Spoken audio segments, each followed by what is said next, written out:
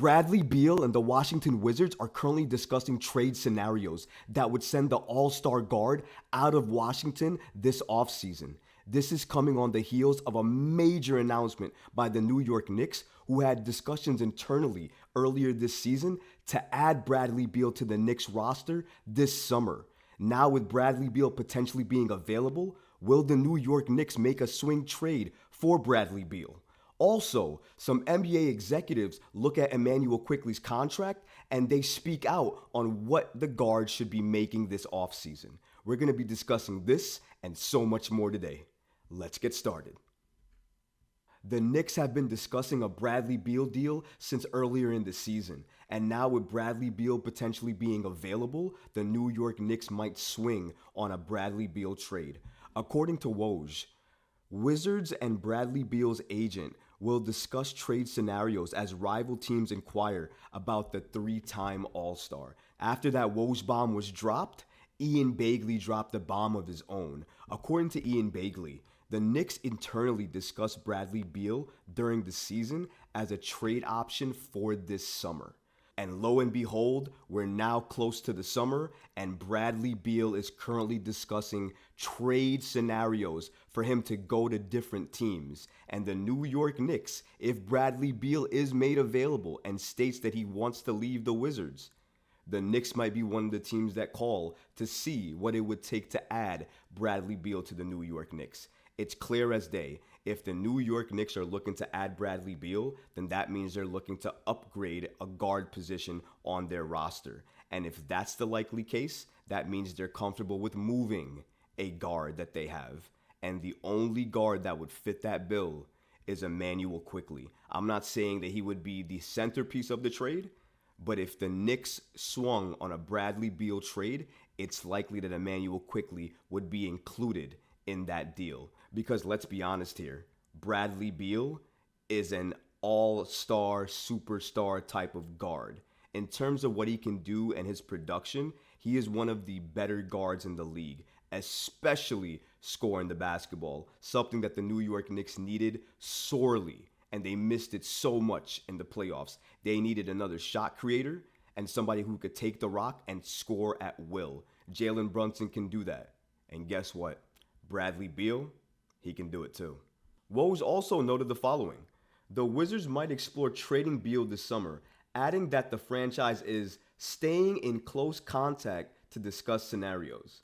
Bradley Beal is only 29 years old. I know it feels like he's been in the league for years and years and years, and he has been, but he's still only 29 years old. So he does fit the age trajectory of the New York Knicks. He's not exactly in line with the 25 or 26 age gap, but he is still within the range of Brunson and Randall, so he would fit that trajectory if he was added to the New York Knicks. The thing to note about Bradley Beal is his contract. Last summer, he signed a $251 million Supermax contract. Not only that, but within that contract, he has a no-trade clause. What that means is he will tell you what the next team he's going to play for is going to be. The Wizards do not have any control in that regard. If he doesn't want to go to a certain team that they want to barter with and they want to trade with, he can just say no and kill the discussion right there. He has all of the power in the trade negotiation talks. He can dictate where he wants to go and when he wants to go. He has all of that power. And for the Wizards, that kind of hurts a little bit because if you're looking to move Beal, you want to be open to every single team to see what every single team can offer you. So you get the best package asset deal you possibly can for Beal. Because let's get this straight. If the Wizards are trading Bradley Beal and he's the first domino that they're trading, then it's clear as day that the Washington Wizards are looking to rebuild. They're looking to rebuild their roster, recoup assets, and start back from the beginning.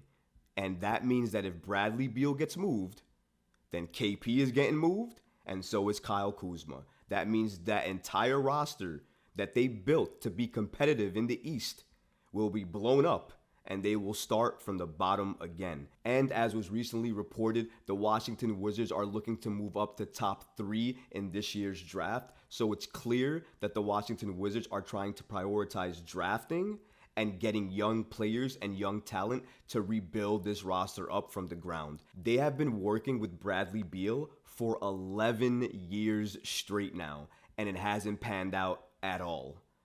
KP, another great piece, but you're going to have to likely pay him because he's going to want more money and a longer contract. So you're going to have to tie up money with KP, and it's a risk because obviously he's injury prone. And then you have Kuzma, who also balled out this year and had a great year. So he's going to be expecting, a big payday as well too. So all of those guys want money. Somebody already has money in Bradley Beal, $250 million supermax contract. So they had to make a decision. And I think riding the Bradley Beal wave for so long, I think it's time to get off. And I think that's exactly what they're going to do. Thankfully for the Washington Wizards, Bradley Beal is young and he's still extremely productive. In 50 games last year, Bradley Beal averaged 23.2 points, 5.4 assists, and 3.9 rebounds, while shooting 50.6% from the floor and 36.5% from deep. That is incredible. Like I said before, if the New York Knicks are going to add Bradley Beal, you know what you're getting. A bucket getter, a shot maker, a shot creator. He can do whatever you need him to do on offense, and he is gifted. One of the better scorers in the league. However, the biggest issue with Beal is that no trade clause. That gives him the power to control his destiny, his fate, to decide what team he wants to play for next. And according to Shams Charania, he may not have to look hard because it's rumored that the Milwaukee Bucks and the Miami Heat will be prominent figures in the chase for Bradley Beal if he is available to be had this offseason. And that would be a crazy dynamic if you could get Bradley Beal to Miami. Honestly, I think the Bradley Beal news has a lot of legs to it, just given the trajectory of the Wizards as we speak right now. They missed the playoffs. They have to pay a lot of people, even though that same roster didn't get them further enough to make any noise in the playoffs. So you have that to think about as well too. And then you have to think about the fact that if you run this whole entire roster back, you tie up your money for years, so you potentially can't add anybody else. And under the new CBA, it's going to make it harder to sign these free agents. The Bradley Beal sweepstakes are going to be must-watch TV this summer because I believe a lot of teams are going to be in the running. The New York Knicks absolutely will be one of those teams in the running for Beal and his services if he is made available and if the trade package for him makes sense. They obviously had discussions about adding Beal this summer earlier on in this past season. And now with him potentially being available, the New York Knicks might absolutely pull the trigger on this trade if and only if they don't have to sell the house in order to get him. It's going to be extremely interesting to watch though. Fred Katz of The Athletic polled 15 NBA executives to speak out on Quickley's contract and what they believe is fair market value for Immanuel Quickley. Now on this channel, we've been covering Immanuel Quickley and the potential contract he may have for weeks. We've said it because a lot of reports came out that the floor for Immanuel Quickley's deal would be $80 million, but it could be as high as $100 million. So when Fred Katz released this poll, he wanted to get an idea of what other NBA executives think about Immanuel Quickley, his value, and why they would give him that contract. And the range of figures that we got for Immanuel Quickley and what potential NBA executives think his value is was a little shocking. Let's take a look at some of these numbers. So according to Fred Katz, the range of guesses for Quickley's extension from the Knicks were between $12.5 million per season, 4 years, $50 million, and $27.5 million annually for 4 years, $110 million. I don't ever want to hear that number again. That's just way too high. Now we're going to look at some of the other figures that were thrown out by some of the other NBA executives that took the vote. So some of the numbers that were given to Katz were the following. 5 years, $125 million. Oh my God. 4 years, $100 million. 5 years, $100 million. 4 years, $80 million. And 4 years, $72 million. The figures that I just read, I mean, some of those were absolutely ridiculous. 100+ million for a bench player who collapsed in the playoffs? You want to spend all your cap on bench players so you have nothing to do or add in free agency? I definitely do not agree with that. There was one figure on Cat's list that I looked at and I said, you know what? I'm okay with it. And I think you probably can guess it was the $72 million figure. He was terrible in the playoffs when he was active and healthy. We have to look at that and be honest with ourselves. That's why his contract number of $72 million sounds like an extremely fair deal. The best thing about Quickley, though, was his availability. 81 games played. Talk about like another Iron Man. He just does not like to miss time and doesn't like to miss games. He likes to be in the game, be in rhythm, and do whatever Tom Thibodeau needs him to do. And I argue, if you pay Immanuel Quickley this amount of money this offseason and you give him that extension, you must start Immanuel Quickley. You cannot have a bench player making upwards of $72 to $80 million riding the bench. One last point on Quickley. The Knicks owe Quickley $4.2 million in 2023-2024, the final season of his rookie contract. He would become a restricted free agent next offseason if the two sides are unable to agree to terms on an extension. Now, I think the Immanuel Quickley New York Knicks drama in terms of how much he will get paid or what the value is going to be, I think that's going to be addressed very, very soon. And I do think that the New York Knicks will offer Immanuel Quickley an extension this offseason.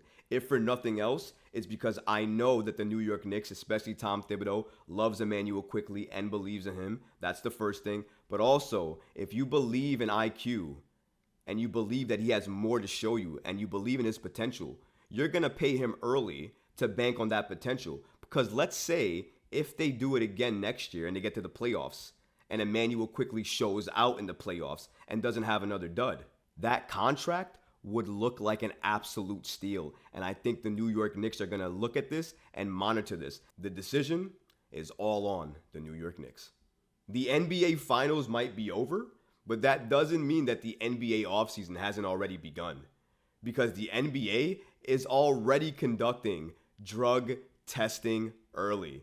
And we found this out thanks to our point guard, Jalen Brunson, who basically announced on Twitter that the NBA called them about drug testing already. And we haven't even been a few hours in to this offseason already. But the NBA is already cracking down on that. But am I surprised that the NBA contacted him about drug testing? No. And I'm damn sure he's not the only one who was contacted. I'm sure there were a lot of NBA players, Brunson, of course, included, that had that call with the NBA about drug testing already. And you know what? I can understand it a little bit in regards to why the NBA is moving this way. And the one name that comes to mind in my head is Ja Morant. After the whole Ja Morant scandal and everything he's doing, I'm sure the NBA doesn't want any other issues. So they want to be as on point, accurate, and on time with these things as best as possible. And it's going to be really interesting to see what happens as the rest of this offseason unfolds. If you like this episode today, go ahead and leave a comment below, smash that like button, and don't forget to subscribe to the channel. Until next time, Knicks fans, peace.